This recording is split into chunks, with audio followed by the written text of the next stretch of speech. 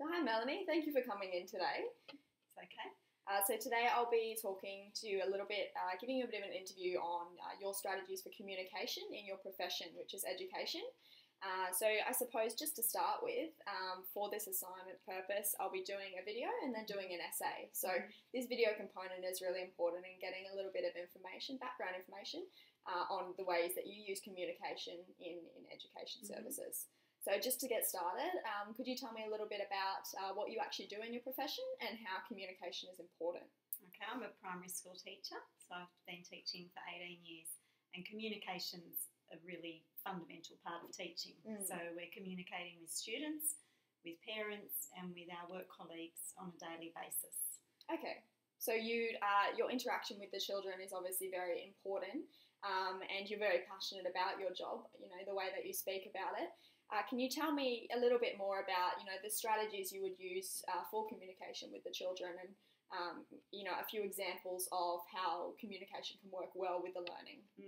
You want them to be engaged in their learning, and to get a child engaged in learning, you need to show that you validate them and you communicate with them on a warm, friendly basis. So, a lovely smile and a welcome and using their name when you're interacting with them. Yeah. And also, just making sure that they feel comfortable enough to be able to ask questions in an environment where they're supported throughout those explanations that you give them, and to be really clear too. So when a teacher's giving instructions, they need to be clear and check for clarity so that the students are constantly able to acknowledge what you've been teaching them and get them to explain it back to you. So that's part of learning, and that's a good part of communication in education.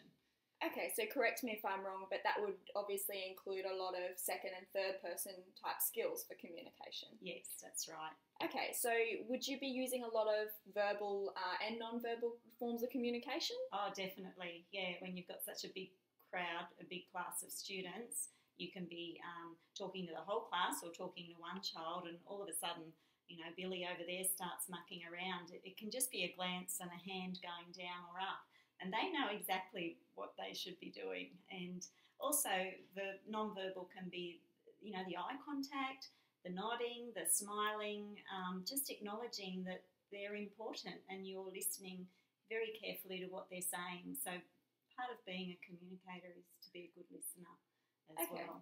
Sure, and so I suppose that would include things like slouching or eye contact as some of the forms of non-verbal communication. That's right. It can be worked in a positive way or a negative. So our role as teachers, educators, is to make sure that our non-verbal communication is portrayed positively.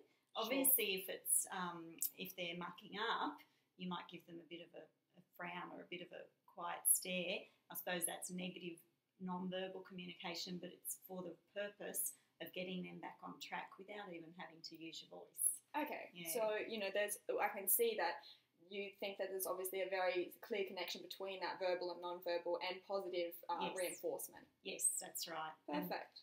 Yeah. So I suppose, would you be able to give me an example of when communication worked well and when communication was poor on behalf of the student? Maybe they didn't understand something. But yeah, are you able to elaborate on that a little bit for me? Sure. So with the younger children, at the moment I'm teaching younger students, I need to make sure that the communication is very simple and clear. So the amount of explanations I'd give a younger student and instructions are a lot briefer and shorter than I would for an older student. I also need to keep in mind the diversity of the students, so students from different cultures, different life experiences, different socioeconomic backgrounds. All those things come into play when you're communicating with any individual. So, it's important to engage with every student with where they're at when they come into your room. Sure. So I feel like it would be a very challenging job at times. Was there a time where, it's a child with a particular learning difficulty might not have been able to understand the communication methods you would use with your regular students who, come from, your regular background and didn't have any learning deficiencies. Yes, you've hit the nail on the head there, Rachel. That's exactly right. I found, especially early years of my teaching, when I came across students with autism, for example, I may have just gone on and rattled off a few instructions about the procedure we were doing in a science experiment, and then there's a bit of noise in the room as the students are doing things. And that can be overstimulation for someone who has sensory deficits with autism. And this child, his behaviour escalated. He wasn't obviously coping with the hyperactivity. Yeah. So I quickly learned that I need to cater for his need to have a really simple, slow step communication and having visuals as well to remind him what the next step will be. So for some students, they get overloaded very quickly, and it's being in tune with their needs to know how to communicate with them effectively. Okay. So he'll have a little chart on his desk with a picture now, and when there's a task he needs to do, he can see that task and he puts it in the finish box when it's done before he goes to the next visual. So that's an example of working with a student with learning difficulties. Okay, sure. So, like you said earlier, you do have to cater for those different children and therefore vary the types of communication that you're going to use. Yeah. So, Melanie, I feel like you're really passionate about this job and you really enjoy working with the children.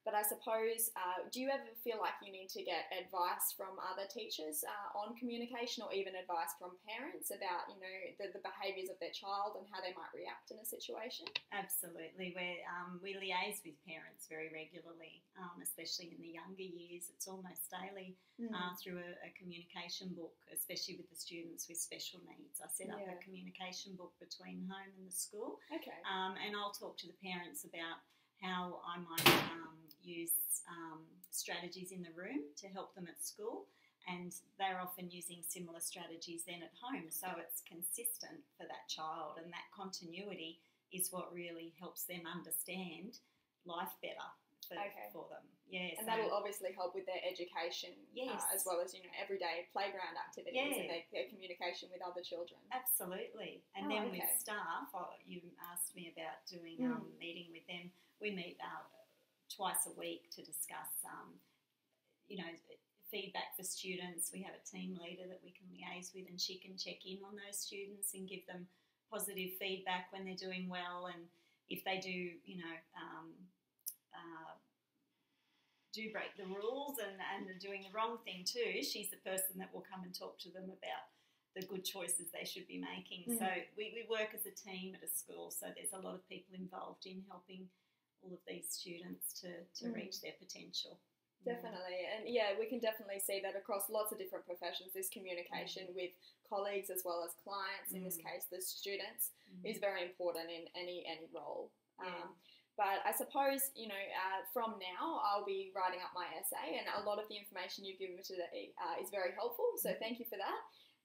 But now I'll go away and do a little bit more research into a few of the topics that you've mentioned. Thank you very much, and I appreciate your time today. It's a pleasure. All the best with your studies, Rachel. Thanks, Melanie. Okay.